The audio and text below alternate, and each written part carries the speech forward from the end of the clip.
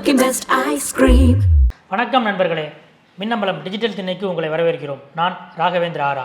இன்று ஜூன் 10ஆம் தேதி மோடியின் 3வது அமைச்சரவையில் யார் யாருக்கு என்னென்ன இலாக்காக்கள் என்று இன்று மாலை அறிவிக்கப்பட்டிருக்கின்றன. அதாவது ஜூன் 9ஆம் தேதி மாலை 7:30 மணிக்கு 3வது முறையாக நரேந்திர மோடி இந்தியாவின் பிரதமராக பதவியேற்றுக் கொண்டார். அவரோடு சேர்ந்து கிட்டத்தட்ட 70 அமைச்சர்கள் பதவி பிரமாணம் செய்து வைக்கப்பட்டார்கள். இந்த நிலையில் பதவியேற்பு நிகழ்ச்சி முடிந்து கிட்டத்தட்ட 24 மணி நேரம் கடந்து அமைச்சர்களின் இலாக்காக்கள் அறிவிக்கப்பட்டிருக்கின்றன. கிட்டத்தட்ட பெரிய வித்தியாசம் இல்லை. உள்துறை அமைச்சர் அமித்ஷா, ராஜ்நாத் சிங் பாதுகாப்புத்துறை அமைச்சர், நிதின் கட்கரி அதே நெடுஞ்சாலைத்துறை மற்றும் போக்குவரத்து துறை அமைச்சர். இதில் கூட்டணி கட்சிகளுக்கு என்ன முக்கியத்துவம் என்றால், தெலுங்கு தேசம் கட்சியின் ராம்மோகன் நாயுடுவுக்கு சிவில் விமான போக்குவரத்து துறை அமைச்சர் பதவி வழங்கப்பட்டிருக்கிறது. அதே போல மதச்சார்பற்ற ஜனதாதள தலைவர் குமாரசாமிக்கு இரும்புத்துறை அமைச்சர் பதவி வழங்கப்பட்டிருக்கிறது. இப்படியாக அமைச்சர் இலாக்காக்கள் ஒதுக்கப்பட்டு கொண்டிருக்கின்றன. இது ஒரு பக்கம் இன்றைய அப்டேட். தேர்தல் முடிவுக்கு அப்புறம் தமிழ்நாட்டில் பாரதிய ஜனதா கட்சி, திராவிட முன்னேற்ற கழகம், அதிமுக உள்ளிட்ட கட்சிகளில் இன்னும் அந்த அதிர்வுகள் இன்னும் அடங்கவில்லை. அதை பற்றி தான் இன்றைய டிஜிட்டல் திண்ணையிலே நாம் விரிவாக பார்க்க இருக்கிறோம். குறிப்பாக பாரதிய ஜனதாவிலிருந்து ஆரம்பிக்கலாம். பொதுவாக இந்தியாவில் பாரதிய ஜனதாவை சேர்ந்த அனைவரும் இப்போது மோடி பரிவார் என்று தங்களை அடையாளப்படுத்தி வருகிறார்கள். அதாவது இந்த தேர்தல் பிரச்சாரத்தின் போதே அந்த மோடி பரிவார் என்ற ஒரு அடைமொழியை அவர்கள் தங்களுக்கு போட்டுக்கொண்டார்கள். அப்படி பார்த்தால் தமிழ்நாட்டில் இப்போது மோடியின் குடும்பமான பாஜக அண்ணாமலை குடும்பம் என்றும் டாக்டர் தமிழிசை குடும்பம் என்றும் 2 குடும்பங்களாக பிளவுபட்டு பகிரங்க மோதல் நடத்தி கொண்டிருக்கிறார்கள். நீங்கள் ஏற்கனவே தேர்தல் முடிவுகள் வந்த பிறகு பாரதிய ஜனதா கட்சியில் தென்சென்னை வேட்பாளராக போட்டியிட்டு 2ஆம் இடத்துக்கு வந்த டாக்டர் தமிழிசை சவுந்தரராஜன் அவங்களோட மக்கள் தொடர்பு அலுவலகம் என்று ஒன்றை தன்னுடைய தொகுதிக்குள்ளே திறந்து வைத்தார். தேர்தல் முடிவு வந்த பிறகு அப்போது பேசிய அவர், இது மாதிரி அதிமுகவோடு கூட்டணி வைத்திருந்தால் திமுகவுக்கு ஒரு இடம் கூட கிடைக்காமல் செய்திருக்கலாம் என்று அதற்கு முதல் நாள் அதிமுகவின் முன்னாள் அமைச்சர் வேலுமணி சொன்ன கருத்தை அவரும் வழிமொழிந்தார். இந்த நிலையில் அவர் இன்னொரு கருத்தையும் அந்த பேட்டியிலே முன்வைத்தார். அதாவது திமுகவை சேர்ந்தவர்கள் தன்னை சமூக தளங்களில் இழிவாக சித்தரிக்கிறார்கள், கொச்சையாக பேசுகிறார்கள் என்று குற்றம் சாட்டிய அவர், உட்கட்சி இணையதளவாசிகள் சிலரும் இதை செய்கிறார்கள் என்று பகிரங்கமாக வெளிப்படையாக தெரிவித்தார். இதிலிருந்து, அப்படி சொன்னதிலிருந்து அண்ணாமலையுடைய ஆதரவாளர்களுக்கும் தமிழிசையுடைய ஆதரவாளர்களுக்கும் இடையிலான வார்த்தை போர் சமூக தளங்களில் முற்றி இருக்கிறது. இதற்கு கல்யாணராமன், பாஜக நிர்வாகி கல்யாணராமன் ஏற்கனவே சில சர்ச்சைகளில் அடிபட்டவர். தற்போது அவர் இந்த தேர்தல் முடிவுகளுக்கு பிறகு அவர் வெளியிட்டு வரும் சமூகத்தள பதிவுகள் அண்ணாமலையை மிக கடுமையாக சாடி அமைந்திருக்கின்றன. குறிப்பாக தேர்தல் முடிவுக்கு பிறகு அண்ணாமலை மீது அவர் 7 விதமான குற்றச்சாட்டுகளை முன்வைத்தார். அதை பாயிண்டாக போட்டு சமூக தளங்களில் அவர் முன் வச்சிருக்காரு. அதாவது பாஜக மாநில தலைவர் அலுவலகத்தை முறைகேடாக அண்ணாமலை பயன்படுத்துகிறார் என்று சொல்கிறார். அடுத்தது, அந்த முறைகேடாக சம்பாதித்த பணத்தை வைத்து சில பத்திரிகையாளர்களையும் சில யூடியூபர்களையும் விலக்கி வாங்கி தனது இமேஜை அவர் மேம்படுத்தி கொண்டார். அது மட்டுமல்ல, தனக்கு எதிராக பாஜகவில் இருப்பவர்களின் இமேஜை சீர்குலைத்தார் என்ற ஒரு குற்றச்சாட்டை முன்வைத்தார். அதே போல் அண்ணாமலை கடந்த தேர்தலில் அதிமுகவுடைய கூட்டணியை முறித்து கொண்டதற்கு காரணம் அவர் திமுகவோடு செய்து கொண்ட ஒரு டீல் தான் என்றும், இப்படி ஒவ்வொரு மாநிலத்திலும் பாரதிய ஜனதா தோற்று போனதற்கு பல்வேறு காரணங்கள் இருக்கலாம். ஆனால் தமிழ்நாட்டில் பாரதிய ஜனதா கட்சி தோற்று போனதற்கு ஒரே ஒரு காரணம் அண்ணாமலை தான் அப்படின்ட்டு அவர் சொல்கிறார். தொடர்ந்து பல்வேறு சமூகத்தள பதிவுகளை அவர் கல்யாணராமன் தொடர்ந்து பதிவு செஞ்சுட்டு வர்றாரு. இதற்கிடையில் டாக்டர் தமிழிசை ஒரு பத்திரிகைக்கு அளித்த வீடியோ பேட்டியில் என்ன சொல்லியிருக்காங்கன்னா, இப்போதைய, அதாவது அண்ணாமலை இப்போது மாநில தலைவராக இருக்கிற இந்த காலகட்டத்தில் குற்ற பின்னணி உடையவர்கள் நிர்வாகிகளாக வருவது அதிகரித்து விட்டது. பாரதிய ஜனதா கட்சிக்கு நான் மாநில தலைவராக இருந்தபோது இது மாதிரி நிர்வாகிகள் நியமனத்துக்கு ஒரு வடிகட்டல் முறை வச்சுருந்தேன். ஆனால் இப்போ குற்ற பின்னணி உடையவர்களுடைய அவர்கள் பாஜகவின் நிர்வாகிகளாக வருவது அதிகரித்திருக்கிறது அப்படின்ட்டு ஒரு பத்திரிகை பேட்டியில், வீடியோ பேட்டியில் தமிழிசை சொல்கிறாங்க. இதை முன்வைத்து அண்ணாமலையின் தீவிர ஆதரவாளரான திருச்சி சூர்யா அவர் ஒரு ஒரு பதிவு போட்டிருக்கார். அதாவது, உங்களுடைய ஆதரவாளரான எல் முருகன் மாநில தலைவராக இருந்தபோதுதான் ரவுடிகள் தமிழக பாஜகவில் சேர்க்கப்பட ஆரம்பித்தார்கள். இப்படிலாம் சொல்லிட்டு அவர் தமிழிசை மேலே கடுமையான புகார்களை அடுக்குகிறார். நீங்கள் இருக்கும்போது கட்சி வளரவில்லை, பாரதிய ஜனதா கட்சி அண்ணாமலை இருக்கும்போது தான் இந்த அளவுக்கு வளர்ந்திருக்கிறது. இப்படியாக மாறி மாறி தமிழக பாஜகவில் அண்ணாமலை குடும்பம், டாக்டர் தமிழிசை குடும்பம் என்று மாறி மாறி வசைபாடி கொண்டிருக்கிறார்கள். இதற்கிடையில் இந்த இருவருக்கும் மத்திய அமைச்சர் பதவி தரப்படும் என்ற ஒரு எதிர்பார்ப்பு நேற்று வரை இருந்தது. இருவருமே டெல்லியிலே முகாமிட்டு அதற்கான லாபிகளிலும் தீவிரமாக ஈடுபட்டிருந்தனர். அதாவது அண்ணாமலை என்ன சொல்லியிருக்காருன்னா, 2024 நாடாளுமன்ற தேர்தலில் பாரதிய ஜனதா கட்சி தமிழ்நாட்டில் இவ்வளவு வாக்கு சதவீதம் வாங்கியதற்கு, இவ்வளவு வளர்ந்திருப்பதற்கு காரணம் நான் தான். இந்த அடிப்படையில் மத்திய அமைச்சர் பதவி எனக்கு கிடைத்தால் அதை வைத்து மேலும் தமிழ்நாட்டில் கட்சியை வளப்படுத்த முடியும், கட்சியை வளர்க்க முடியும் என்று சொல்லி அவருடைய மேலிட கான்டாக்டுகள் மூலமாக அவர் முயற்சி பண்ணதாக ஒரு தகவல் வந்தது. அதே போல் டாக்டர் தமிழிசையும் நான் ஆளுநர் பதவியை ராஜினாமா செய்துவிட்டு வேட்பாளராக நின்றேன், அது ஒரு எழுச்சியை கொடுத்தது பாஜக தொண்டர்களுக்கு. சென்னைக்குள்ளே நாம் கடுமையான ஒரு போட்டியை ஆளுங்கட்சிக்கு ஏற்படுத்தினோம். அதிமுகவோடு கூட்டணி இருந்திருந்தால் நான் உட்பட சில பேர் தமிழ்நாட்டில் வெற்றி பெற்றிருக்க முடியும், பாரதிய ஜனதா கட்சிக்கு எம்பிக்கள் கிடைத்திருப்பார்கள். ஆனால் மாநில தலைவர் எடுத்த முடிவால் அது இயலாமல் போய்விட்டது என்று தன்னுடைய தோல்விக்கு தான் காரணமல்ல என்றும், தனக்கு மத்திய அமைச்சர் கொடுத்தால் பாரதிய ஜனதா கட்சியை தமிழ்நாட்டில் எப்படி வளர்ப்பது என்பது பற்றியும் சில விஷயங்களை டெல்லி மேல்மட்டத்தில் மிக வலிமையான கான்டாக்டுகள் தமிழிசைக்கும் இருக்கின்றன. அவரும் அதை வைத்து முயற்சி செய்திருக்கிறார். இப்படி 2 பேருக்கும் வாய்ப்பு அளிக்கப்படவில்லை.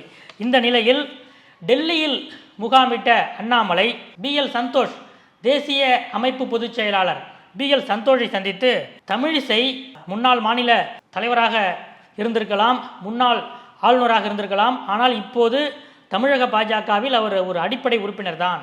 ஆனால் அவர் அந்த அடிப்படை உறுப்பினர் என்ற அந்த அந்தஸ்துக்கு மேலே கட்சியின் கட்டுப்பாடுகளை மீறி தொடர்ந்து பாஜகவின் தேசிய தலைமையால் நியமிக்கப்பட்ட, அங்கீகரிக்கப்பட்ட அதிகாரப்பூர்வ மாநில தலைமையை எதிர்த்து தொடர்ந்து குற்றச்சாட்டுகளை சொல்லி வருகிறார். அதுவும் தேர்தல் முடிவுக்கு பிறகு இதை அவர் ரொம்ப வேகப்படுத்தி இருக்கிறாரு. அதனால் அவர் மேலேயும் அவருடைய ஆதரவாளர்கள் மேலேயும், குறிப்பாக அந்த அண்ணாமலை மீது அவதூறு பரப்புகிற கல்யாணராமன் போன்றவர்கள் மீதும் நடவடிக்கை எடுக்க வேண்டும் என்று அண்ணாமலை PL சந்தோஷிடம் புகார் கொடுத்துவிட்டு வந்திருக்கிறார் என்பதுதான் முக்கியமான தகவல்.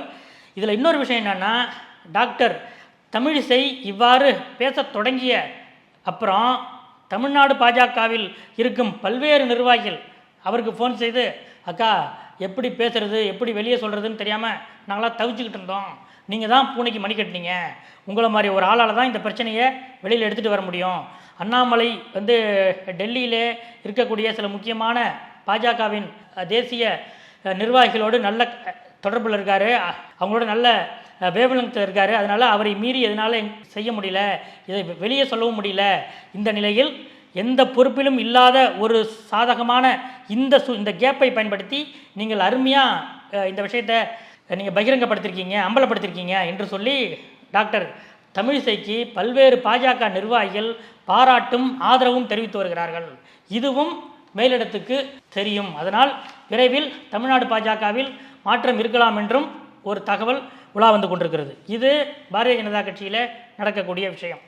இதே போல் திராவிட முன்னேற்ற கழகத்தில் மக்களவைத் தேர்தலுக்கு பிறகு நிலவி வந்த ஒரு எதிர்பார்ப்பு இன்று அதற்கு ஒரு விடை கிடைத்திருக்கிறது. அதாவது திமுக நாடாளுமன்ற நிர்வாகிகள் யார் யார் என்ற புதிய பட்டியல் இன்று ஜூன் 10ஆம் தேதி இரவு வெளியாகி இருக்கிறது. ஏற்கனவே ஜூன் 8ஆம் தேதி திமுகவின் நாடாளுமன்ற உறுப்பினர்கள் தேர்ந்தெடுக்கப்பட்ட புதிய நாடாளுமன்ற உறுப்பினர்களுடைய கூட்டம் நடந்தது. அந்த கூட்டத்தில் இந்த நிர்வாகிகள் பட்டியல் அறிவிக்கப்படும் என்ற ஒரு எதிர்பார்ப்பு இருந்தது. ஆனால் அன்று அறிவிக்கப்படவில்லை. காரணம், திமுகவின் மக்களவை குழு தலைவர் பதவிக்கு திமுக துணை பொதுச் செயலாளர் கனிமொழி கருணாநிதி அந்த பதவி தனக்கு வேண்டும் என்ற முயற்சியில் இறங்கினார். அதே போல ஏற்கனவே 2019-24 அந்த பதவியை வைத்திருந்த திமுகவின் பொருளாளர் TR பாலு அந்த பதவியை விட்டுத்தர முடியாது என்று தீவிரமாகவும் உறுதியாகவும் இருந்தார். இந்த சூழ்நிலையில்தான் யாருக்கு கொடுப்பது என்ற ஒரு நிலையில் முதல் கூட்டத்திலேயே விவாதங்கள், சலசலப்புகள் ஏதும் எழ வேண்டாம் என்ற அடிப்படையில் ஜூன் 8ஆம் தேதி நடந்த கூட்டத்தில், எம்பிக்கள் கூட்டத்தில் இது பற்றி அவர் அஜெண்டாவே எடுத்துக்கொள்ளப்படவில்லை. ஆனால் அதே நேரம் கனிமொழியும் டிஆர் பாலுவும் தொடர்ந்து தங்களது நிலைப்பாட்டில் உறுதியாக இருந்திருக்கிறார்கள். டிஆர் பாலு என்ன சொல்கிறார் என்றால், நான் திமுகவின் தலைமை கழக நிர்வாகி, 3வது இடத்திலே இருக்கக்கூடிய திமுகவின் பொருளாளர், அப்படிப்பட்ட நிலையில் இருக்கிறேன். நாடாளுமன்றத்திலும் மிகுந்த சீனியாரிட்டி உடையவன். இந்த அடிப்படையில் என்னை மக்களவை குழு தலைவர் பதவியிலிருந்து எடுத்துவிட்டு வெறும் எம்பியாக நான் எப்படி அங்கே இருப்பது? அப்படி ஒரு நிலை வந்தால் எனக்கு எம்பியும் வேண்டாம், நான் இப்போது வைத்திருக்கிற பொருளாளர் பதவியும் வேண்டாம், 2ஐயும் ரிசைன் பண்ணிடுறேன் என்று திமுக தலைவர் ஸ்டாலினுக்கு இந்த தகவலை தெரிவித்திருக்கிறார்.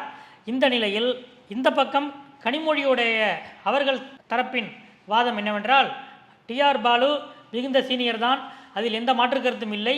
அதே நேரம் இப்போதைய மக்களவைத் தலைவராக நியமிக்கப்படும் பட்சத்தில் அடுத்த தேர்தலில் அவர் போட்டியிடுவதாக இல்லை என்று அவரே தனக்கு நெருக்கமானவர்களிடம் சொல்லியிருக்கிறார். அப்படின்னா 2029 நாடாளுமன்ற தேர்தல் முடிவுகள் வெளிவந்து அப்போயும் புதிய எம்பிக்கள் வருவாங்க. அப்போ புதிய தலைவரை தேர்ந்தெடுப்பதற்கு நீங்கள் என்ன பண்ணுவீங்க? இப்போவே அதற்கான ஒரு பயிற்சி இருந்தால்தானே இவரை இப்போது நியமிப்பவரை மீண்டும் நாம் தலைவராக அப்போது நியமிக்க முடியும். அதனால் அடுத்த ஜெனரேஷனுக்கு இந்த பொறுப்புகள், இந்த விஷயங்கள் கொண்டு செல்லப்பட வேண்டும் என்ற அடிப்படையில் மக்களவை குழு தலைவர் பதவியை கனிமொழி விரும்பியிருக்கிறார். விட்டு கொடுக்க முடியாது என்றும் தொடர்ந்து மறுத்திருக்கிறார். இந்த நிலையில்தான் ஸ்டாலின் யோசித்து வேறு வேறு கட்சிகளில் எப்படி இருக்காங்க என்று ஆலோசித்திருக்கிறார்.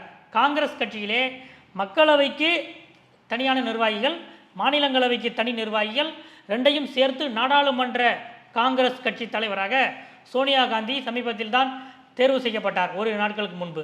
அதே போல மேற்கு வங்க முதலமைச்சரான மம்தா பானர்ஜி அவருடைய கட்சியான திரிணாமுல் காங்கிரஸிலும் இதே போல மக்களவைக்கு தனி நிர்வாகிகள், மாநிலங்களவைக்கு தனி நிர்வாகிகள், நாடாளுமன்ற திரிணாமுல் காங்கிரஸ் கட்சி தலைவராக மம்தா பானர்ஜி தேர்வு செய்யப்பட்டார். அந்த பாணியில் சோனியா காந்தி, மம்தா பானர்ஜி இவர்கள் வரிசையில் திமுகவிலும் நாடாளுமன்ற குழு தலைவர் என்ற ஒரு புதிய பதவியை உருவாக்கி அதற்கு கனிமொழியை நியமித்து இன்று அறிவிப்பு வெளியாகி இருக்கிறது. அதாவது மக்களவை, மாநிலங்களவை 2 அவைகளுக்கும் சேர்த்து கழக நாடாளுமன்ற குழு தலைவராக துணை பொதுச் செயலாளர் கனிமொழி கருணாநிதி நியமிக்கப்படுகிறார். அவருக்கு அடுத்ததாக திமுக அதிகாரப்பூர்வ அறிவிப்பில், திமுக தலைமை கழகம் இன்று வெளியிட்ட அதிகாரப்பூர்வ அறிவிப்பில், முதலமைச்சர் வெளியிட்ட அறிவிப்பில் கனிமொழிக்கு அடுத்ததாக மக்களவை குழு தலைவராக கழக பொருளாளர் டிஆர் பாலு நியமிக்கப்படுகிறார். மக்களவை குழு துணைத் தலைவராக தயாநிதி மாறன் நியமிக்கப்படுகிறார். மக்களவை கொறடா ஆர் ராசா நியமிக்கப்படுகிறார். இதே போல மாநிலங்களவை திமுக குழு தலைவராக திருச்சி சிவா, இப்போது அவர் தான் இருந்து கொண்டிருக்கிறார், அவர் நியமிக்கப்படுகிறார். மாநிலங்களவை குழு துணைத் தலைவராக தோமுசா பேரவையை சேர்ந்த சண்முகம் அவர்கள் நியமிக்கப்பட்டிருக்கிறார். அதே போல மாநிலங்களவை கொறடா இந்த பொறுப்புக்கு மூத்த வழக்கறிஞர் பி வில்சன் நியமிக்கப்பட்டிருக்கிறார். இப்படி மக்களவைக்கும் மாநிலங்களவைக்கும் சேர்ந்து பொருளாளராக ஜெகத் ரட்சகன் எம்பி நியமிக்கப்படுகிறார். ஆக டிஆர் பாலுவுக்கும் கனிமொழிக்கும் இடையே நடந்த இந்த போட்டியில் ஸ்டாலின் சமரசம் செய்ய முற்பட்டார். அதற்கு இருவருமே விட்டு கொடுக்க முன்வராத நிலையில் கனிமொழிக்காக புதிய பதவியை உருவாக்கி காங்கிரஸிலே எப்படி சோனியா காந்தியோ, திரிணாமுல் காங்கிரஸில் எப்படி மம்தா பானர்ஜியோ, அதே போல் டெல்லி திமுகவுக்கு கனிமொழி என்ற ஒரு நிலையை திமுக தலைவர் ஸ்டாலின் அந்த நிலைப்பாட்டை எடுத்து இன்று அறிவிப்பு வெளியிட்டிருக்கிறார். அதே போல் இதில் மற்ற அந்த பதவிகளையும் ஒரு சின்ன சின்ன பின்னணிகள் இருக்குது. அதாவது மக்களவை குழு கொறடாவாக தயாநிதி மாறனை நியமிக்கலாம் என்று ஸ்டாலின் நினைத்திருக்கிறார். இது பற்றி டிஆர் பாலுவிடம் ஆலோசனை செய்யும்போது தயாநிதி மாறன் கொறடாவாக இருப்பதை விட ஆர் ராசா இருப்பதே உகந்தது, தனக்கு உகந்தது என்று பாலு சொன்னார் என்றும், அந்த அடிப்படையில் தயாநிதி மாறன் துணைத் தலைவராக நியமிக்கப்பட்டு ஆர் ராசா மீண்டும் கொறடாவாக நியமிக்கப்பட்டிருக்கிறார் என்றும் திமுக வட்டாரத்தில் தெரிவிக்கிறார்கள். திமுகவின் மக்களவை, மாநிலங்களவை உள்ளிட்ட நாடாளுமன்ற குழு தலைவர் பதவிக்கு கனிமொழி நியமிக்கப்பட்டதன் பின்னணி இதுதான். இதில் இன்னொரு முக்கியமான விஷயம் என்னென்னா, இனிமேல் டெல்லியில் நடக்கக்கூடிய இந்தியா கூட்டணி கூட்டங்களில் திமுகவை கனிமொழி தான் ரெப்ரசன்டேட்டிவ் செய்வார். இந்தியா கூட்டணி கூட்டத்தில் திமுக சார்பாக கனிமொழி தான் கலந்து கொள்வார் என்றும் திமுக வட்டாரங்களில் தெரிவிக்கிறார்கள். கனிமொழிக்கு இப்படி முக்கியத்துவம் அளிக்கப்பட்டிருக்கிற இந்த நேரத்தில் ஏற்கனவே அவ்வப்போது எழுந்து கொண்டே இருக்கிற உதயநிதி துணை முதல்வராவது எப்போது என்ற கேள்வி மீண்டும் திமுகவின் முக்கியமான வட்டாரங்களில் எழுந்திருக்கிறது. அதில் அவங்க குறிப்பிட்டு சொல்கிற ஒரு உதாரணம் என்னென்னா, 2009 ஃபார்முலாவை மீண்டும், அதாவது அப்போது திமுக தலைவராகவும் முதலமைச்சராகவும் இருந்த கலைஞர் பின்பற்றிய 2009 ஃபார்முலாவை இப்போதைய திமுக தலைவரும் முதலமைச்சருமான ஸ்டாலின் பின்பற்றுவார் என்று சொல்கிறார்கள். அது என்ன 2009 ஃபார்முலா அப்படின்னு கேட்டிங்கன்னா, 2009 இதே போல் மத்தியிலே திமுக காங்கிரஸ் கூட்டணி அப்போது வெற்றி பெற்று ஆட்சி அமைத்தது. இப்போது எதிர்க்கட்சியாக இருக்கிறது, அப்போது ஆட்சி அமைத்தது. அந்த ஆட்சியிலே கலைஞரின் மகன் மு.க. அழகிரி மத்திய அமைச்சராக நியமிக்கப்பட்டார். இந்த நிலையில் அப்போது இந்த குடும்ப சமன்பாட்டை சரி செய்யும் நோக்கில் அங்கே மத்திய அமைச்சராக மு.க. அழகிரி நியமிக்கப்படுகிற அந்த நேரத்தில் இங்கே அப்போதைய அமைச்சராக இருந்த ஸ்டாலினை கலைஞர் துணை முதல்வராக்கினார். அதே போல இப்போது கனிமொழிக்கு அங்கே ஒரு பதவி உயர்வு கிடைத்திருக்கிற இந்த நிலையில், என்ன ஆளுங்கட்சியாக இருந்தால் அவர்கள் மத்திய அமைச்சராக ஆகியிருப்பார்கள். இப்போது எதிர்க்கட்சியாக இருப்பதால் நாடாளுமன்ற குழு தலைவராக நியமிக்கப்பட்டிருக்கிறார்கள். இப்படிப்பட்ட நிலையிலே கனிமொழிக்கு டெல்லியில் ஒரு ப்ரமோஷன் கொடுக்கப்பட்டிருக்கிற இந்த நிலையில் இங்கே உதயநிதிக்கு ஆட்டோமேட்டிக்காக துணை முதல்வர் பதவி கொடுக்கப்படும் என்ற ஒரு எதிர்பார்ப்பு இங்கே நிலவு கொண்டிருக்கிறது. அடுத்த வாரம் தமிழ்நாடு சட்டமன்றம் வேறு கூட இருக்கிறது. இந்த நிலையில் உதயநிதி துணை முதல்வராவது எப்போது என்ற கேள்வி மீண்டும் தலைமை வட்டாரத்திலே மிக தீவிரமாக பேசப்பட்டு வருகிறது என்பதுதான் இதிலே கிடைத்திருக்கிற இன்னொரு முக்கியமான விஷயம். இது திமுக வட்டாரத்தில் நடக்கிறது. அதிமுக வட்டாரத்தில் ஏற்கனவே இந்த பாஜகவோட கூட்டணி சேர்ந்திருந்தால் என்னாகும் அப்படி இப்படின்ட்டு ஒரு பெரிய அளவில் எல்லாரும் கருத்துக்கள் சொல்லிட்டு இருக்காங்க. இதற்கிடையில் ஓ பன்னீர்செல்வம் நாமெல்லாம் ஒன்றாக இணையணும் அப்படின்னு சொன்னார். அதிமுக பொதுச் செயலாளர் என்று இன்னமும் தன்னை சொல்லிக் கொள்கிற சசிகலா எல்லாரும் ஒன்றிணைவோம் வாருங்கள் என்று சொன்னார். அவற்றுக்கெல்லாம் எடப்பாடி பழனிசாமி சேலத்தில் செய்தியாளர்கள் சந்திப்பின் போது முற்றுப்புள்ளி வைத்து விட்டார். அப்படிலாம் எதுவும் கிடையாது, அதெல்லாம் முடிஞ்சு போன விஷயம் அப்படின்னு சொல்லிட்டாரு. அதிமுக முன்பை விட 1% அதிகமாகத்தான் வாக்கு வாங்கியிருக்கிறது என்றெல்லாம் சொல்லியிருக்கிறார். ஆனாலும் கூட சிலருக்கு இன்னமும் அந்த உறுத்தல் இருந்து கொண்டே இருக்கிறது. அதுவும் குறிப்பாக சொல்ல வேண்டுமானால் எடப்பாடி பழனிசாமி, கே.பி. முனுசாமி, சி.வி. சண்முகம், ஜெயக்குமார் இவர்கள் தான் பாஜக கூட்டணி வேண்டாம் என்பதில் உறுதியாக இருக்கிறவர்கள். ஆனால் இன்னமும் சில முக்கியமான அதிமுக நிர்வாகிகளுக்கு ஒருவேளை நம்ம பாஜகவோடு கூட்டணி சேர்ந்திருந்தால் இங்கே திமுக இவ்வளவு வலிமையாக மீண்டும் 40க்கு 40 என்று வெற்றி பெறுவதை நாம் தடுத்து நிறுத்தியிருக்கலாம் என்று சில நிர்வாகிகள் எடப்பாடியை சந்தித்தே அவரிடம் இந்த கருத்தை எடுத்து வைத்திருக்கிறார்கள். அதாவது அவங்க என்ன சொல்லியிருக்காங்கன்னா, இப்போது டெல்லியிலே நடந்து கொண்டிருக்கிற அந்த காட்சிகளை பார்த்து, இந்த பாருங்கள் சந்திரபாபு நாயுடு இருக்க வேண்டிய இடத்துல இப்போ நாம் இருக்கணும், இப்போ நீங்கள் அங்கே உட்காந்துருக்கணும். இப்போ அதிமுக தெலுங்கு தேசம் எப்படி இப்போ செல்வாக்காக இருக்கோ அதே இடத்துல இப்போ அதிமுக இருந்திருக்கணும். நாம் ஒரு 20 சீட்டு நாம் வெற்றி பெற்றிருந்தோம் என்றால் நமக்கு ஒரு 3 கேபினெட் அமைச்சர்கள், ஒரு 2 மத்திய இணையமைச்சர்கள் கேட்டு வாங்கி திமுகவை இங்கே ஆளுங்கட்சியாக இருக்கிற திமுகவை எதிர்த்து அரசியல் நடத்துவதற்கு நமக்கு மத்திய அமைச்சர்கள் என்ற ஒரு வலிமையான ஒரு ஆயுதம் இருந்திருக்கும். இப்படி விட்டுட்டோமே அப்படின்ட்டு சிலர் ஃபீல் பண்ணுறாங்க என்ற ஃபீலிங்கை சிலர் எடப்பாடியிடம் நேரடியாகவே சொல்லியிருக்கிறார்கள்.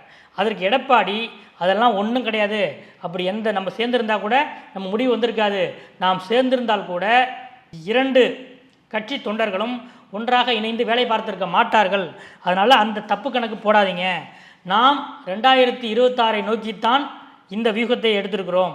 2024 தேர்தலில் நாம் எடுத்த முடிவு 2026 சட்டமன்ற தேர்தலுக்கானது. அதனால் 2026 சட்டமன்ற தேர்தல் தான் நமது இலக்கு. 2024 நாடாளுமன்ற தேர்தலில் இரட்டை இலையோட ஓட்டு எல்லாம் நமக்கு வந்துருச்சு, அதனால் எந்த கவலையும் வேண்டாம். நான் பேட்டியில் சொன்ன மாதிரி மக்கள் நாடாளுமன்ற தேர்தலுக்கு ஒரு மாதிரியாகவும் சட்டமன்ற தேர்தலுக்கு ஒரு மாதிரியாகவும் முடிவெடுப்பார்கள். இப்போ நாடாளுமன்ற தேர்தலுக்கான முடிவை மக்கள் எடுத்திருக்கிறார்கள். அதாவது அவங்க மோடி வேணும்னு சொன்னாங்க, இவங்க மோடி வேண்டான்னு சொன்னார் ஸ்டாலின். அந்த வகையில் தமிழ்நாடு மோடி வேண்டாம் என்று ஒரு முடிவெடுத்தது. நாம் தமிழ்நாட்டு உரிமை என்று சொல்லி அந்த இடத்துல ஒரு சின்ன சர்க்கிளை சந்திச்சிருக்கோம். ஆனால் சட்டமன்றம் வேற, எடப்பாடி முதலமைச்சர் என்று சொல்லித்தான் நாம் தேர்தலை சந்திக்க போகிறோம். அதுபோல் ஸ்டாலின் முதலமைச்சர் என்று அவர் சொல்லி சந்திக்க போகிறார். அதனால் சட்டமன்ற தேர்தலில் நமக்கு பெரிய வெற்றி கிடைக்கும், அதுக்காகத்தான் நான் 2024 இந்த வியூகத்தை எடுத்திருக்கேன் என்று சொல்லி அவர்களை சமாதானப்படுத்தி அனுப்பி வைத்திருக்கிறார் எடப்பாடி என்கிறார்கள். இதுதான் அதிமுக வட்டாரத்திலே நடந்து கொண்டிருக்கிற விஷயம். இன்னொரு முக்கியமானது அந்த 4 கோடி ரூபாய் விவகாரம். நயினார் நாகேந்திரன் சர்ச்சையில் சிக்கிய 4 கோடி ரூபாய் விவகாரம் இருக்கிறது அல்லவா. தான் நெல்லை எம்பி தேர்தலில் வெற்றி பெற்றிருந்தால் இந்த பிரச்சனையிலிருந்து ஓரளவு விடுபடலாம் என்று நினைத்திருந்தார் நயினார் நாகேந்திரன். ஆனால் முடிவு வேறு மாதிரியாக அமைந்து விட்டது. இப்போ சிபிசிஐடி விசாரணை வேற அந்த வழக்கில் நடந்துகிட்டு இருக்கு. இந்த நிலையில் அந்த 4 கோடி ரூபாய் பணம் ஏற்கனவே தன்னுடையது இல்லை என்று நயினார் நாகேந்திரன் வெளிப்படையாக மறுத்துவிட்டார். அதற்கப்புறம் பாரதிய ஜனதா கட்சியின் மாநில பொருளாளர் SR சேகரிடம் சிபிசிஐடி விசாரணை நடத்தியது. அவரும் அந்த பணம் எங்களோடது இல்லை, கட்சியோடது இல்லைன்னு சொல்லிட்டார். அதாவது நயினார் நாகேந்திரன் என்னுடையது அல்ல என்று சொல்லிவிட்டார். பாஜகவின் மாநில பொருளாளர் இது கட்சி பணம் இல்லை என்று சொல்லிவிட்டார். அப்போ அது யாருடைய பணம் என்ற கேள்விதான் இந்த வழக்கு விசாரணையில் முக்கியமாக இருக்கிறது. இந்த நிலையில் நயினார் நாகேந்திரன் ஏற்கனவே இந்த விவகாரத்திலே சர்ச்சையிலே அடிபடும் அந்த பாஜக மாநில நிர்வாகி கோவர்த்தனிடம் இந்த பணத்தை நீங்கள் உங்களோடது அப்படின்னு கணக்கு காமிங்க, அதுக்கு நான் என்ன பண்ணுமோ பண்ணிடுறேன் என்றெல்லாம் பேசியிருக்கிறார். ஆனால் அவர் மறுத்துவிட்டார். இதன் பிறகு இப்போது அந்த 4 கோடி ரூபாயை நெல்லையைச் சேர்ந்த யாராவது ஒரு தொழிலதிபர் இது என்னோட பணம் தான் என்று சொல்லி அவர் அந்த பணத்துக்கான முறையான கணக்கு அந்த வரியெல்லாம் கட்டுறதுக்கான தகுதி உள்ள ஒருவரை, அதாவது அந்த 4 கோடிக்கு நான் தான் பொறுப்பு என்று பொறுப்பேற்கக்கூடிய வல்லமை படைத்த தகுதி படைத்த ஒரு தொழிலதிபர் ஒருவரை நயினார் நாகேந்திரன் தீவிரமாக தேடிக்கொண்டிருக்கிறார் என்கிறார்கள் நெல்லை வட்டாரத்தில். இதுதான் இன்றைய அரசியல் அப்டேட். அடுத்தடுத்த அரசியல் அப்டேட்டுகளுக்கு தொடர்ந்து காத்திருங்கள். நன்றி.